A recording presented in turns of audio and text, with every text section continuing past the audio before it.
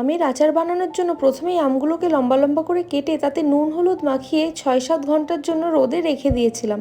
তারপরেই শুকনো খোলায় কিছুটা মশলা যেমন গোটা ধনে, গোটা জিরে, মৌরি, কিছুটা মেথি, কিছুটা সর্ষে আর কিছুটা শুকনো লঙ্কা ভালো করে ভেজে গুঁড়ো করে নিয়েছিলাম।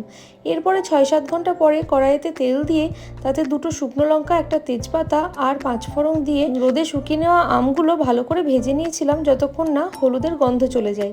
তারপরেই পরিমাণ মতন আখের গুড় এর মধ্যে দিয়ে দিয়েছিলাম। আর আখের গুড় যাতে জমাট বেঁধে না যায় তার জন্য একটু পাতিলেবুর রসও দিয়েছিলাম। এরপরে 40 মিনিট মতো গুড়ের মধ্যে আমগুলোকে ফুটতে দিয়েছিলাম।